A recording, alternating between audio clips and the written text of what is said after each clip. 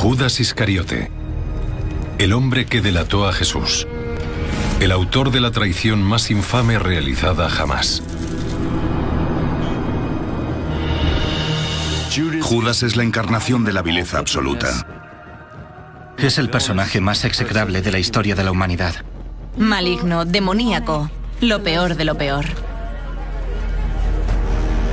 La aparición de un texto insólito da un nuevo giro a la historia de Jesús y Judas. Un libro perdido con información secreta que fue declarado herético hace 1600 años. Resulta espeluznante. Un acto terrible. ¿Conseguirán estos nuevos datos desvelar el verdadero significado del Evangelio de Judas?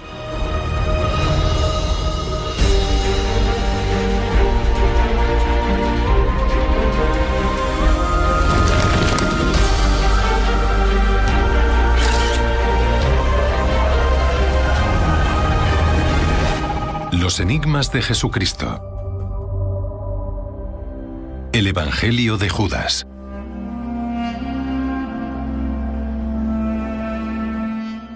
Judas es uno de los peores villanos de la historia de la humanidad. Judas se ha convertido en el símbolo por excelencia de la traición. El hombre que traicionó a Jesús por 30 monedas de plata. El crimen de Judas resulta tan comprensible como increíblemente atroz. Traicionó a su propio amigo. A continuación, una noticia impactante, una nueva traducción de un antiguo manuscrito. Apenas 25 pliegos de papiro muy deteriorados escritos en un antiguo dialecto copto. El Evangelio perdido de Judas cuestiona el desprecio que rodea a este personaje. La pregunta es si los fragmentos aparecidos recientemente completan el Evangelio obligándonos a reconsiderar el papel que desempeñó Judas en la historia de Jesús. La historia de Jesús y de la crucifixión no gira en torno a quién hizo qué, sino a por qué lo hizo. ¿Por qué traicionó Judas a Jesús? Esa es la pregunta más importante que plantea este Evangelio.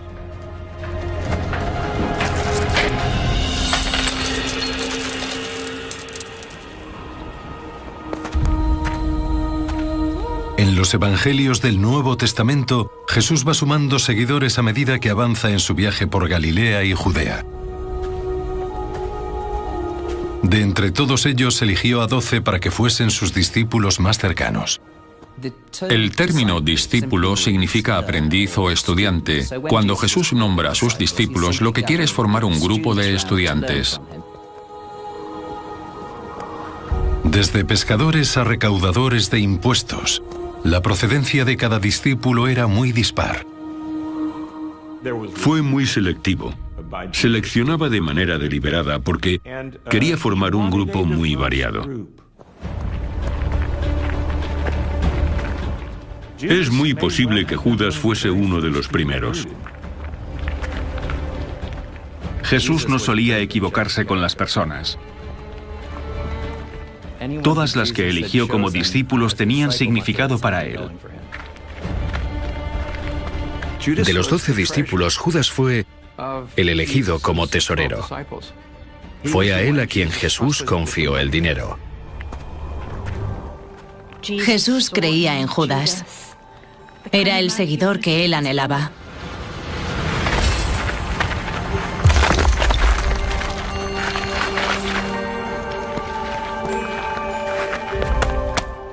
Eran amigos y tenían una relación muy estrecha. Era especial. Sin embargo, a pesar de ocupar una posición destacada, algo debió ocurrir para que Judas acabara alejándose de Jesús y perdiendo la fe en él hasta el punto de traicionarle. Los Evangelios del Nuevo Testamento narran un momento crítico que tuvo lugar aquí, a 2 kilómetros de Jerusalén. Según los Evangelios, el pueblo de Betania es el lugar en el que Jesús pasó la última semana de su vida. El reino de Dios no siempre está visible. Según el Evangelio de Juan, la escena tuvo lugar en casa de Lázaro, el hombre al que Jesús resucitó de entre los muertos. Pocos días antes de ser crucificado, una mujer se acercó a Jesús para ungirle los pies con ungüentos y perfumes muy caros. Maestro. María ungió a Jesús con un bote entero de perfume de nardo puro, el Chanel número 5 de la antigüedad, lo que equivalía al sueldo anual de un jornalero.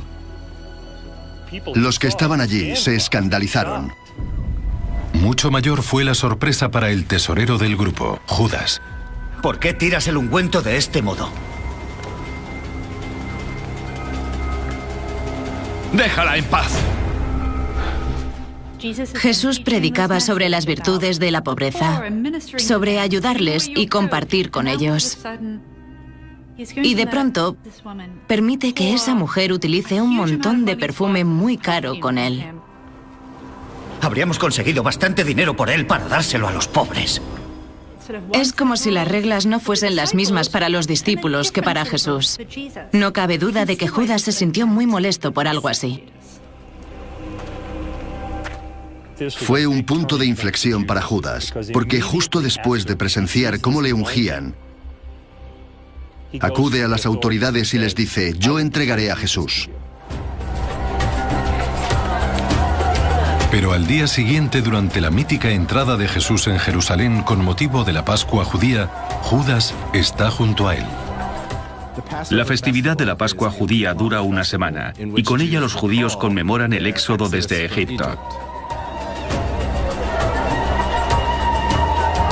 La llegada de Jesús intensificó el fervor de las masas y las autoridades preveían que habría altercados. La llegada de tantos peregrinos a la ciudad colocaba a los romanos en una posición muy delicada. La Pascua judía celebra la liberación de la esclavitud, y había poca diferencia entre la esclavitud en Egipto y su liberación y la tiranía de los romanos. En ese momento Jerusalén era como una bomba de relojería. Jesús, un personaje mesiánico, hace su entrada en la ciudad cuando se celebra la fiesta judía más importante bajo la recelosa mirada de los romanos. Los romanos tenían claro que aquello saltaría por los aires en cualquier momento. Los sacerdotes judíos decidieron apresar a Jesús para evitar las represalias de los romanos en caso de altercados. El escenario para la peor traición de la historia estaba listo. ¿Es consciente Judas de lo que está haciendo? ¿Está resentido con Jesús o simplemente desilusionado? ¿Está confundido? No sabemos qué empujó a Judas a hacerlo, pero puedo imaginar muchos motivos. Según el Evangelio de Mateo, Judas traicionó a Jesús por 30 monedas de plata. No creo que fuera avaricia, porque Judas había pasado los últimos 3 años vagando por el desierto de Judea y por Galilea sin obtener mucho a cambio. ¿Por qué de pronto iba a ser tan avaricioso? ¿Qué fue entonces lo que empujó a Judas a traicionar a Jesús? Estoy con Jesús de Nazaret y puedo llevaros hasta él. Algunos expertos creen que Judas era un celote. Celote es un término técnico utilizado para designar a un grupo de revolucionarios que se oponían a Roma de manera violenta. Si Judas fuese un celote, puede que se sintiese frustrado por la falta de acción de Jesús, por su falta de relevancia política. Puede que le entregase con la esperanza de provocar un enfrentamiento entre Jesús y Roma, un conflicto que empujase a Jesús a iniciar acciones que pusiesen fin al Imperio Romano.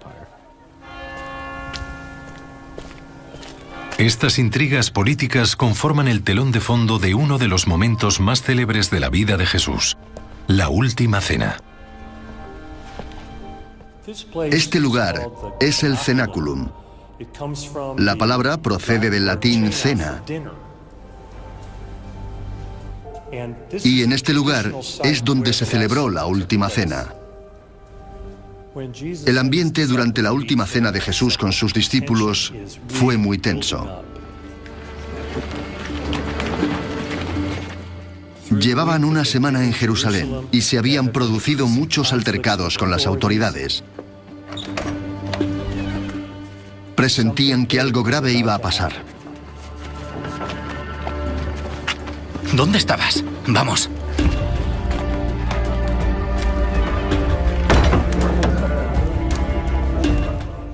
Como se describe en los Evangelios, la última cena estuvo impregnada de malos augurios. Comencemos. Esa comida era especial, esa intimidad.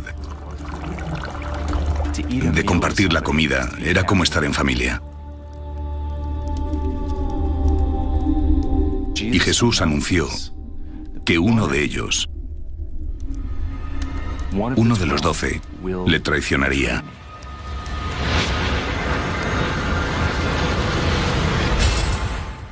Jesús ve cómo los acontecimientos toman un derrotero inesperado.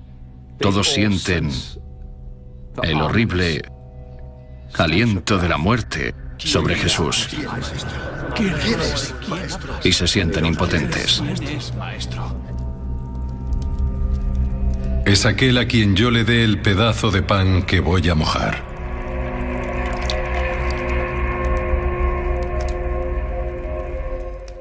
Judas fue señalado como el traidor a Jesús.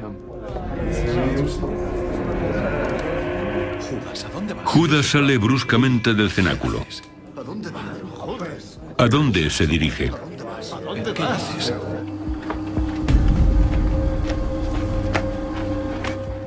La última cena. El jardín de Getsemaní. Es una noche interminable. Mientras los discípulos duermen, Jesús pasa la noche rezando.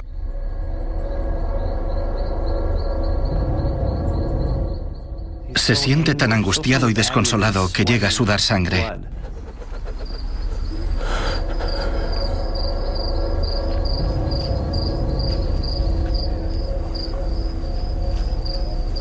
Será aquel al que bese. Arrestadle y lleváoslo.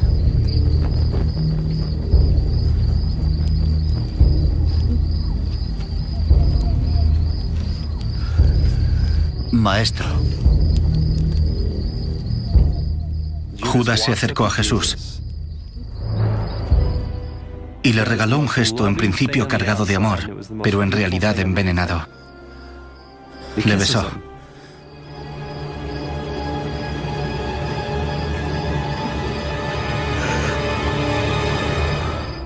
¡Jesús de Nazaret!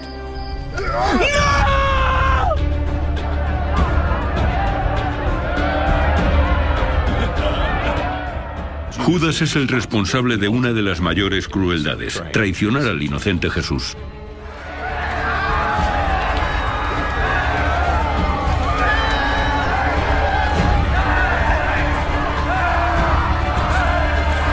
Desde entonces el nombre de Judas es sinónimo de traidor.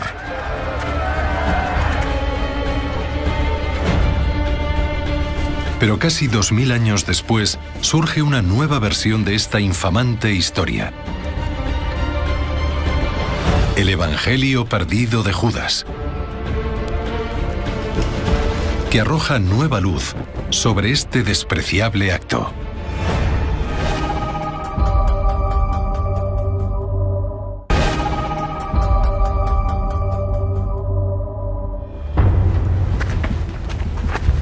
En 1978 se encontró una misteriosa caja de piedra enterrada en el desierto de Egipto. En su interior está lo que parece ser un texto bíblico escrito en una antigua lengua que tardaría en ser descifrada. Es una mezcla de corto maltés y una película de Indiana Jones. El misterioso documento se sumerge en el turbio mundo del mercado negro de antigüedades para volver a aparecer en Ginebra. Ahí están los bancos y la gente acaudalada. Es el mercado más ostentoso que pueda imaginarse. Steven Emmel, especialista en lenguas antiguas, viaja a Suiza para investigar. El gobierno egipcio no autoriza la extracción de ningún hallazgo, salvo que forme parte de un proyecto arqueológico. Por eso pensábamos que el manuscrito era auténtico, pero la reunión resultó un tanto clandestina. ¿Qué tal? Tuve la impresión de que el egipcio, la persona que a mi entender era el propietario del papiro, estaba muy tenso, preocupado, nervioso. Tuve la impresión de que era el tipo de persona que va armada. Sin ni siquiera saber de dónde procedían exactamente las páginas, Emmel y sus colegas fueron presionados para que determinaran su valor. Pude reconocer el nombre de Judas, pero estaba escrito en un dialecto del copto que no me resultaba familiar. Queríamos comprarlo, pero ¿cuál era su precio? Entonces soltaron la bomba. Aquel hombre quería $3 millones. Es un precio que no pueden pagar. El egipcio hizo un gesto a su socio para que cerrara la caja y terminó la reunión. Un año después vi el códice copto en Ginebra. El propietario lo llevó a Nueva York para intentar venderlo, pero no tuvo suerte. El propietario depositó el códice en una cámara acorazada. Allí permaneció casi 2 años hasta que otro comprador consiguió convencerle para que lo vendiera. Una vez más tuve que abrir esa caja. Las páginas se habían pegado y había trozos de papiro desparramados. Chacos se lleva el manuscrito a Yale porque no está segura de qué puede tratarse. Dijeron, ¿sabéis qué es? La supuesta existencia de este texto se remonta a la antigüedad, pero nadie había visto el auténtico Evangelio de Judas. Pero no todo eran buenas noticias. La restauración costaría una fortuna. Chacos se pone en contacto con el marchante de manuscritos Bruce Ferini para conseguir financiación. Me dijeron que Bruce Ferini era un marchante de manuscritos muy respetado y que uno de sus clientes era Bill Gates. Era justo lo que necesitaba. Ferini vio la oportunidad de sacarle provecho y decidió comprar él mismo el manuscrito para revenderlo después. Extendió 2 cheques por un total de $2,5 millones por el Evangelio de Judas. Y los recuperó. Chacos se ve obligada a reclamar la propiedad. A Ferini no se le ocurrió otra cosa que coger los documentos y el papiro y meterlos en el congelador dentro de una bolsa. Es cierto que ese es el tratamiento adecuado para determinados libros y manuscritos en papel, pero en ningún caso es una medida de conservación para papiros. Pero hizo algo peor. Quitó algunas páginas del final del libro para ponerlas al principio y que tuviese mejor aspecto a la hora de presentárselo a un posible cliente. Hacer lo que hizo ha dado lugar a muchos quebraderos de cabeza. Para intentar salvar el Evangelio de Judas, Chacos pide ayuda a un experto conservador de Suiza para que comience la laboriosa reconstrucción. No solo hay que restaurarlo, también tienen que autentificarlo. ¿Alguien puede corroborar que es real? ¿Alguien sabe si es una falsificación? Para demostrar que no es una falsificación moderna es necesario demostrar que el Evangelio data de principios de la era cristiana. Sometieron el papiro a la prueba del carbono 14 y resultó que era antiguo. Sometieron la tinta a la misma prueba y resultó que también era antigua. El Evangelio de Judas era auténtico. Aparece una nueva traducción de un antiguo manuscrito. Es un asunto de proporciones bíblicas. El Evangelio de Judas está siendo objeto de un intenso y acalorado debate. Por fin, en 2006, casi 30 años después de su descubrimiento, el Evangelio de Judas se da a conocer al mundo. Se trata de un nuevo evangelio en el que se narra una nueva versión de los últimos días de Jesucristo. Es un diálogo entre Jesús y Judas. Es la única copia que se conoce de un texto escrito originalmente en el siglo II después de Cristo. Sigue sin saberse quién es el autor real del Evangelio de Judas. No es el Evangelio según Judas. El resto de los evangelios que se conocen se escribieron por un discípulo u otro. Pero en este caso, no se trata forzosamente de la perspectiva de Judas, sino de un texto sobre Judas. El Evangelio recurre a la ya conocida escena de la Última Cena para describir una imagen de Judas y de Jesús muy distinta a la de la Biblia. En el Nuevo Testamento, Jesús es un mentor. Digamos que es amable con sus discípulos. El Jesús que nos muestra el Evangelio de Judas no es el mismo que describe el Nuevo Testamento. Es un personaje mucho más misterioso que se expresa de manera tan enigmática que la mayoría de las veces no sabíamos qué significaba todo aquello. ¡Que el más fuerte de vosotros me enseñe a un humano perfecto! Pero eso no es todo. También Judas es un personaje distinto. Los otros discípulos no consiguen entender a Jesús. Solo Judas tiene la valentía de plantearle sus dudas. Sé quién eres y de dónde vienes, pero no soy digno de decir el nombre de quien te envía. Para Jesús, Judas es el único discípulo con quien siente que puede hablar abiertamente. Judas le comprende perfectamente. Se quedaban los dos a solas y Jesús le hablaba de cosmología, de su destino y del papel que desempeñaría Judas en la historia de la humanidad. Este Evangelio ofrece una nueva versión de la traición a Jesús y exonera al hombre al que la historia había vilipendiado, Judas Iscariote.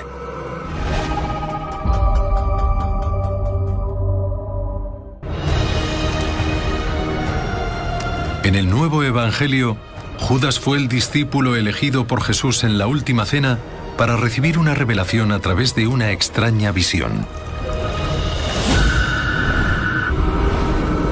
¡Maestro! De pronto se vieron envueltos en una nube, un espacio que irradiaba luminosidad. ¡He tenido una visión!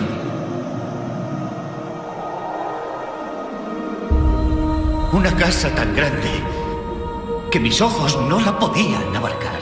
La idea es que en ese momento iba a recibir una revelación divina, que después de eso, los cielos se abrirían para revelarle algo. Te he contado los misterios del reino. Jesús le ayudó a comprender lo que había que hacer. Formaba parte de los designios de Dios. Tenía que traicionarle. No le movió la codicia, la maldad o la envidia. Ni nada que no fuese la obligación de obedecer a Jesús. Judas se adentra en la nube de luz, donde recibirá la revelación espiritual. ¡Judas! La visión transformó a Judas. Ahora sabe que forma parte de una misión sagrada. Jesús deseaba ser sacrificado. Le pidió a Judas que le traicionara. Y Judas respondió, ¿por qué yo? Y Jesús le dijo, porque tú eres el más próximo a mí. Te ruego que lo hagas.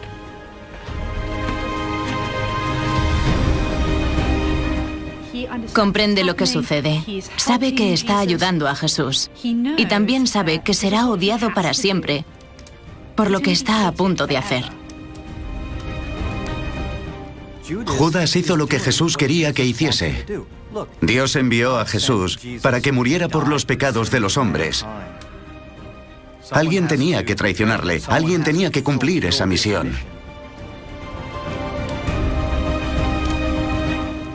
Jesús le dijo, debo morir en la cruz para cumplir la misión que me fue encomendada. Judas no es el malo. No es ese traidor indeseable que tan a menudo se describe en la historia de la cristiandad. Judas, el traidor por excelencia, es un héroe. Esto causó un impacto tremendo.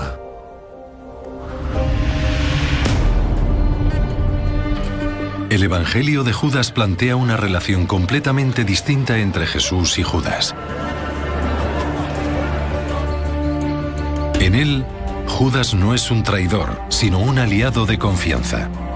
El elegido por Jesús para ayudarle a cumplir la misión divina encomendada por Dios.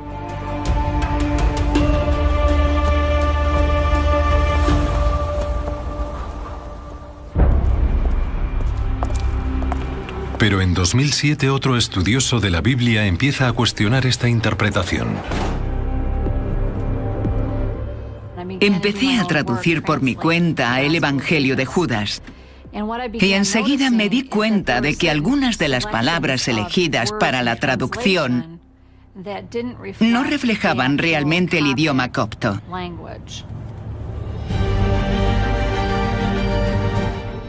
Esto hizo que me lo tomara más en serio y revisara todo el texto preguntándome, ¿qué dice aquí realmente? April de Konig ha viajado a Ginebra para poder ver con sus propios ojos el papiro original del Evangelio de Judas que custodia la Fundación Bodmer. Madre mía, mira esto. Justo cuando Judas iba a ser finalmente rehabilitado, April de Konig lee por primera vez el papiro y se encuentra con que no dice lo que pensábamos que tenía que decir. La traducción está repleta de errores desde la primera página, de hecho desde la primera línea. Se optó por determinadas palabras y se reconstruyeron algunos fragmentos que faltaban en el manuscrito, que no reflejaban lo que yo tenía ante mis ojos. De Konig vuelve a examinar un momento clave del Evangelio perdido cuando Judas tiene su visión. ¡Maestro!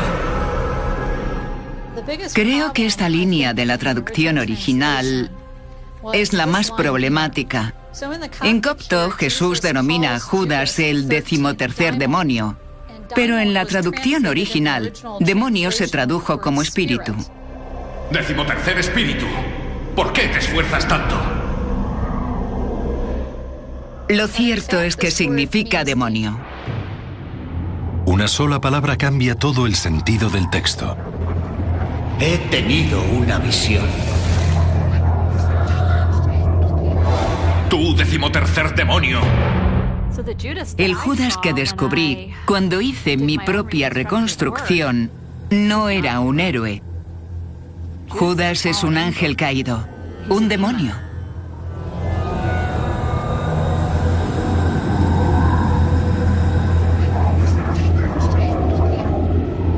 Y un ángel emergió de la nube, y su rostro exhalaba fuego, y estaba ungido de sangre. Según la traducción de April de Konig, Judas no es malo, es el demonio.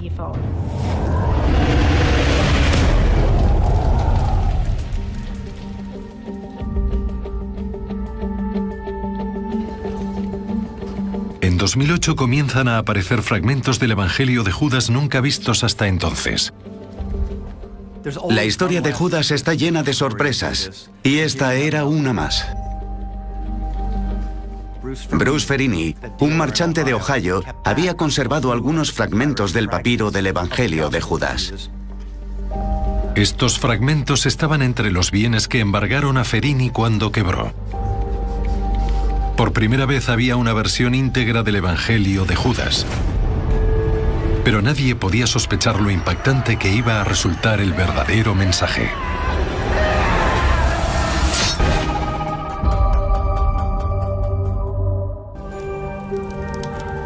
La traición a Jesús es uno de los crímenes más infames de la historia. El descubrimiento del Evangelio de Judas volvió a colocar a Judas Iscariote en la picota. Los fragmentos que faltaban revelaron información desconocida hasta entonces. El fragmento más relevante para los estudiosos está en la página final porque en él parece estar la respuesta a quién entró en la nube mencionada al final del texto. Antes de que los fragmentos que faltaban volvieran a aparecer, los estudiosos dieron por hecho que fue Judas quien entró en la nube. El que entrase en la nube sería el que ascendería a los cielos. En el fragmento final, se aclara que fue Jesús el que entró en la nube y no Judas. Al autor del texto, la persona que más le interesa no es el propio Judas. Independientemente de si Judas fue o no buena persona, la mayoría de los estudiosos coinciden en que el Evangelio de Judas no gira en torno a la figura de Judas. El autor hace una crítica implacable de los discípulos. Lo que sorprendió del Evangelio de Judas es que ninguno de los discípulos era bueno. Ese tendría que haber sido el titular. Ninguno de los discípulos era especial. El Evangelio de Judas no solo pone en entredicho su figura durante la última cena, sino la de todos los discípulos. Lo sorprendente del Evangelio de Judas es que los discípulos aparecen como unos idiotas que no se enteran de nada, incapaces de comprender la verdad. La verdad es que para Jesús eran una causa perdida. En el Evangelio de Judas, Jesús llega a burlarse de las oraciones y la veneración de los otros discípulos. ¿Te estás riendo de la oración de acción de gracias? Parece que llevaran a la gente por mal camino. ¡Es lo correcto! ¡No me estoy riendo de vosotros! No hacéis esto. No hacéis esto por vuestra propia voluntad. Me río porque en ella vuestro Dios será alabado. Los discípulos que describe el Evangelio de Judas están muy despistados. La descripción que hace de Judas y de los discípulos es la clave para entender el verdadero mensaje del Evangelio de Judas. Se acusa a los discípulos de actos despreciables. Sin duda son los villanos de la historia. En el pasaje del inquietante sueño, el autor no deja lugar a dudas. Las pesadillas de los discípulos son terroríficas. Es un pasaje espeluznante. Sacrifican a sus mujeres y a sus hijos. Hay hombres teniendo relaciones con otros hombres. Vimos una casa en la que había un gran altar. La visión es un compendio de pecados que les provoca temor. No están seguros de lo que significa. Y 12 hombres que eran sacerdotes. Jesús les respondió: habrá grandes atrocidades en mi nombre y vosotros seréis quienes las cometan. Los que recibieron las ofrendas en el altar fuisteis vosotros. Estaban convencidos de servir a Dios y a Jesús, pero habían estado equivocados. El mensaje del Evangelio de Judas no gira en torno a su traición en vida de Jesús, sino de cómo se traicionaría su mensaje una vez muerto. El autor de ese evangelio está enfadado, pero no por lo que sucedió en el siglo I entre Jesús y Judas. Está enfadado con los líderes de la Iglesia del siglo II. El Evangelio de Judas critica abiertamente a todos los discípulos de Jesús, unos discípulos presentados de manera crítica como símbolos de la Iglesia ortodoxa del siglo II. El texto es una crítica a la mayoría de los cristianos, que han sucumbido a la veneración, liderados por obispos o clérigos. Y los autores de este texto no están de acuerdo con ese servicio religioso y alientan abiertamente a la gente para que no participe más en ellos. El Evangelio de Judas es polémico. Es una difamación política contra los dirigentes de la incipiente Iglesia. La Iglesia apostólica estaba creciendo. La Iglesia como institución también. El cristianismo estaba emergiendo. El Evangelio de Judas es un texto en contra de este cristianismo institucionalizado. Escrito décadas después que los evangelios del Nuevo Testamento, el Evangelio de Judas no es una historia sobre Jesús, sino una condena a los líderes de la primera iglesia. Nos ofrece una visión alternativa de la formación del cristianismo. no lo describe necesariamente como algo que se desarrolla de manera armoniosa. Hay disensiones en el grupo. Hay muchos que creen que están perdiendo el norte. Lo que sugiere el Evangelio de Judas es que los líderes de la Iglesia están equivocados. Es más diabólico que divino. El Evangelio de Judas llegó a ser tan controvertido que en el 180 después de Cristo el obispo de Lyon lo declaró herético. No me sorprende que acabaran considerando este texto una herejía. Cualquier miembro de la Iglesia Ortodoxa del siglo II que lo leyese, sin duda se molestaría por lo que allí está escrito. Es una crítica demasiado mordaz a sus creencias y a todo lo que ellos representaban. Censurado por la Iglesia, el Evangelio de Judas permaneció enterrado casi 2000 años. Pero la historia no ha perdonado a Judas ni olvidado su suerte.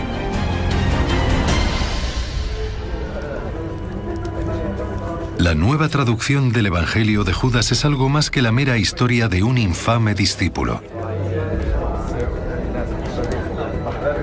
¿Por qué entonces se le conoce como el Evangelio de Judas? El autor de ese evangelio eligió a Judas como protagonista del texto por su fama. En la antigüedad era un foco de atención tan importante como lo es en la actualidad. Mi teoría es que la persona o personas que escribieron el Evangelio de Judas, sin duda, decidieron de manera consciente elegir un personaje al que la Iglesia Ortodoxa no aceptaba. El protagonista del Evangelio de Judas no es muy diferente al Judas que encontramos en las páginas del Nuevo Testamento. El personaje de Judas siempre ha resultado complicado. Siempre ha habido ambigüedad y fascinación en torno a Judas. Es imposible que inventaran un personaje dentro del círculo íntimo de Jesús que acabase traicionándole. No se trata de un personaje mítico. Sin duda, Judas experimentó conflictos. Fue una persona real con emociones reales. Es una persona que depositó todas sus esperanzas en Jesús y que acabó defraudado. Reaccionó de manera desproporcionada y acabó entregando a Jesús a las autoridades judías en el jardín de Getsemaní. Pero la historia no acaba ahí. Es imposible saber qué pasó exactamente con Judas después de la traición. ¿Estuvo presente durante el juicio de Jesús para ver qué pasaba? ¿Vio cómo Pilato le condenaba a muerte? ¿Llegó a ver la flagelación y tomó verdadera conciencia de lo que había hecho? Cuando se supo que no solo le iban a quitar de en medio, sino que le iban a humillar públicamente en la cruz, Judas se arrepintió.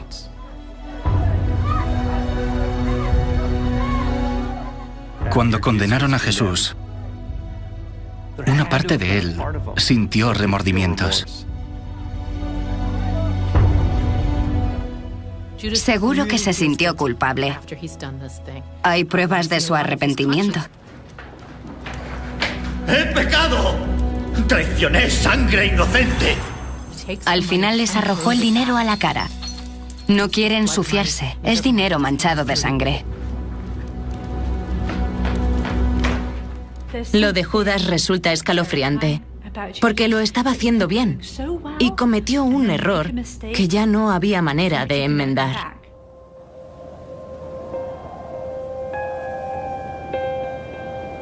Aunque todos los evangelios del Nuevo Testamento consideran a Judas el traidor a Jesús, solo uno, el Evangelio de Mateo, narra el final de su historia.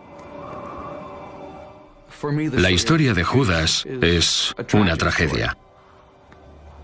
No se trata de cómo Dios le abandonó, sino de cómo Judas se abandonó a sí mismo. Lo lamenta, pero no se arrepiente. No confía en poder ser perdonado y eso le atormenta hasta el punto de ahorcarse.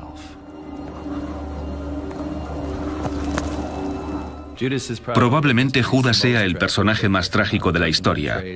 La persona que traiciona al Inmaculado Hijo de Dios y después se suicida. No conozco una historia más trágica que la suya.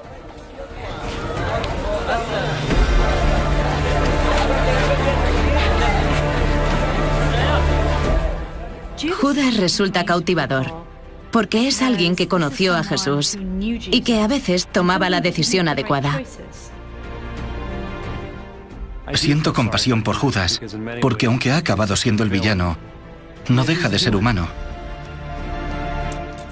Si fuésemos humildes, reconoceríamos que todos somos un poco Judas a veces. Resulta injusto derribar a alguien de manera simplista. Cuando nos centramos solamente en la vileza del comportamiento de Judas, no le vemos como le veía Jesús. Creo que considerarle un monstruo nos hace perder humanidad. Tal vez no podamos rehabilitar la figura de Judas, pero sí podemos sentir cierta compasión por él.